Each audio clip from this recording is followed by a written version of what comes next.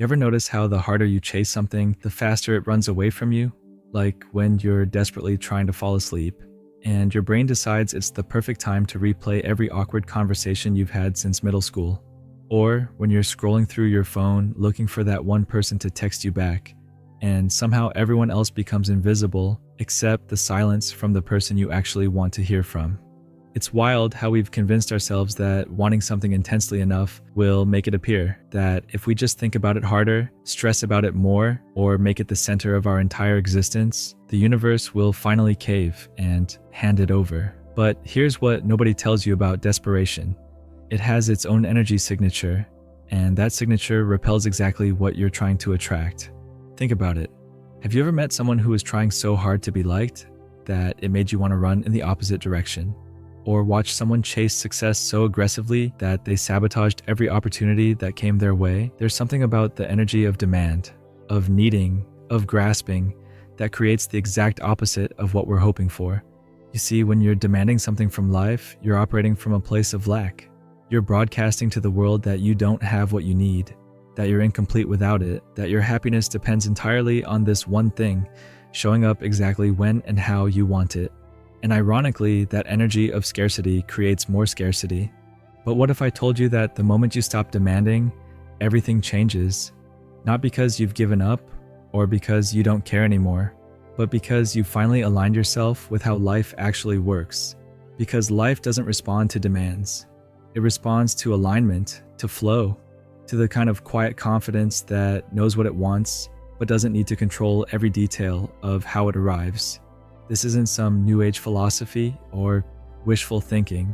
This is about understanding the fundamental difference between forcing and allowing, between pushing and pulling, between desperation and trust. And once you understand this difference, you'll never see opportunity the same way again. Most people spend their entire lives pushing against closed doors, convinced that if they just push harder, the door will eventually give way. But what they don't realize is that the door opens inward. The harder you push, the more resistance you create. The more you demand, the more life seems to withhold exactly what you're demanding. Here's where it gets interesting. The people who seem to effortlessly attract opportunities, relationships, success, they're not doing more. They're doing less. Less forcing, less controlling, less demanding. They've learned something that most people never figure out, that receiving requires space, and space can't exist when you're gripping so tightly to outcomes that you've cut off circulation to your own possibilities. You know what's fascinating? Watch how children approach what they want. A kid doesn't wake up stressed about whether their favorite toy will still be fun tomorrow.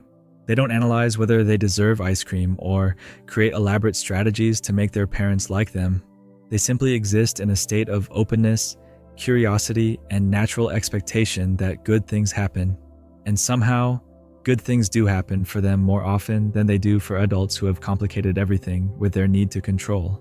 Somewhere along the way, we learned that wanting something means we have to suffer for it, work ourselves into the ground for it, or prove we're worthy of it through some elaborate performance. We learned that if we're not stressed about something, we must not want it badly enough. We learned that ease equals laziness, and that struggle equals virtue. But what if that's completely backwards? What if the reason you're not receiving what you want isn't because you're not trying hard enough, but because you're trying too hard? What if your desperation is actually creating interference between you and everything you're hoping for? Think about the last time something amazing showed up in your life unexpectedly. Were you demanding it in that moment? Were you stressed about it, analyzing it, trying to force it to happen? Probably not. You were probably just living your life, present in the moment, open to whatever was unfolding.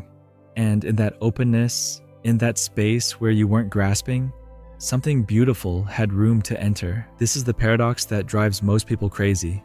The very act of desperately wanting something creates an energetic wall between you and that thing. It's like trying to catch a butterfly by chasing it with a net. The more aggressively you pursue it, the more erratically it flies. But sit still in the garden for a while, become genuinely interested in the flowers around you, and sometimes the butterfly will land right on your shoulder. Now, I'm not suggesting you become passive or stop having desires. Desire itself isn't the problem. The problem is when desire becomes demand, when preference becomes desperation, when wanting becomes needing in a way that makes you feel incomplete without it. There's a huge difference between saying, I would love for this to happen, and this has to happen, or I can't be okay. One creates space for possibility. The other creates pressure that collapses possibility. One allows life to surprise you. The other tries to control life so tightly that surprise becomes impossible. Here's something nobody talks about. Demanding something is actually a form of resistance. When you demand, you're saying that what is currently happening isn't enough, that life as it exists right now is somehow wrong or insufficient. And life, being life, tends to mirror back exactly the energy you're putting out. If you're broadcasting insufficiency, you tend to experience more insufficiency. If you're broadcasting resistance, you tend to experience more things to resist. But the moment you shift from demanding to allowing, from grasping to trusting, from needing to preferring, something fundamental changes in how reality responds to you. Opportunities start showing up that you never could have forced into existence. People begin treating you differently. Resources appear when you need them, not because you're manipulating anything, but because you've finally stopped interfering with the natural flow of abundance that was trying to reach you all along. This shift isn't about becoming indifferent or giving up on what matters to you. It's about understanding that your peace and your power don't depend on getting specific outcomes in specific timeframes. It's about recognizing that you can want something deeply while simultaneously being okay if it doesn't happen exactly as you've pictured it. When you operate from this place of calm wanting instead of desperate needing, you become magnetic to exactly what you're seeking, because desperation has a frequency, and so does trust. Desperation vibrates at the level of fear, scarcity, and control. Trust vibrates at the level of abundance, flow, and openness. And here's what most people don't realize. What you receive isn't just determined by what you want, but by what frequency you're broadcasting while you want it. You've probably experienced this without even realizing it. Remember that time when you finally stopped obsessing over whether someone would text you back, and suddenly they did? Or when you quit desperately searching for a job, and somehow the perfect opportunity found its way to you through a random conversation? That wasn't coincidence. That was you finally getting out of your own way. The universe operates on a principle that sounds almost too simple to be true. What you resist persists, and what you allow flows. When you're demanding something, you're actually in resistance to not having it. You're focused on the absence, the lack, the gap between where you are and where you think you should be. And that focus on absence creates more absence. But when you shift into allowing, when you can genuinely say, I'd love this to happen, and I'm also okay if it doesn't happen exactly as I've imagined, you create space, and in that space, miracles happen.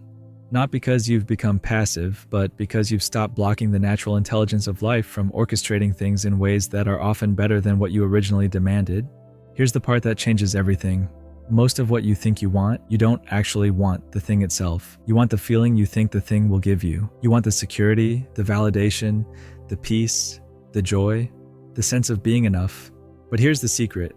You can access those feelings right now, without waiting for the external thing to show up. And when you do, when you genuinely feel secure and peaceful and enough exactly as you are, that's when everything you've been demanding starts showing up effortlessly. It's like you've been standing outside a door, pushing as hard as you can, sweating and straining and wondering why it won't budge. Then someone walks by and gently pulls the door open from the other side, and you realize it was never locked. You were just pushing in the wrong direction. This is why gratitude is so powerful. Not because it's some spiritual obligation, but because genuine appreciation for what's already here shifts you out of the frequency of lack and into the frequency of abundance. When you can look around and truly see what's working, what's beautiful, what's already flowing in your life, you stop broadcasting desperation and start broadcasting contentment. And contentment is magnetic. The people who seem to have everything they want aren't necessarily the ones who wanted it most. They're the ones who learned how to want without attachment, to desire without desperation, to prefer without demanding. They've discovered that you can care deeply about outcomes while holding them lightly. So what does this look like practically? It looks like continuing to take inspired action toward what you want, while releasing your death grip on exactly how and when it has to happen. It looks like doing the work without being attached to the results. It looks like planting seeds without digging them up every day to check if they're growing. It means you can send that text, apply for that job, Have that conversation, make that investment, and then genuinely let it go. Not because you don't care, but because you trust that if it's meant for you, it will find its way to you. And if it's not, something better will. This isn't about becoming passive or giving up your agency. It's about understanding that your real power isn't in controlling outcomes. Your real power is in controlling your state of being, your frequency, your level of openness to receive what life wants to give you. And here's what nobody tells you. Life wants to give you more than you're currently allowing yourself to receive. But as long as you're in demand mode, as long as you're gripping and grasping and trying to force everything to happen on your timeline, you're actually blocking the flow of what's trying to reach you. The moment you stop demanding and start allowing, you discover that abundance was never the problem. Your resistance to it was. Your belief that you had to earn it, force it, or prove you were worthy of it was the only thing standing between you and everything you've been seeking. So take a breath, loosen your grip, trust the process, want what you want, but hold it lightly, because the less you demand from life, the more life wants to give you. And that's not just philosophy, that's physics. That's how energy actually works. You receive more when you stop demanding it, because demand creates resistance, and resistance blocks flow. When you finally get out of your own way, you realize the flow was always there, waiting for you to stop fighting it and start dancing with it instead. If this resonates with something you've been experiencing, drop a comment below with just 3 words, "I'm letting go," because sometimes the most powerful thing you can do is stop trying so hard and start trusting that what's meant for you won't miss you. And if you found value in this perspective, share it with someone who might need the reminder that they don't have to force their way through life. Sometimes the greatest strength is in the surrender, and the deepest wisdom is in knowing when to stop pushing and start allowing.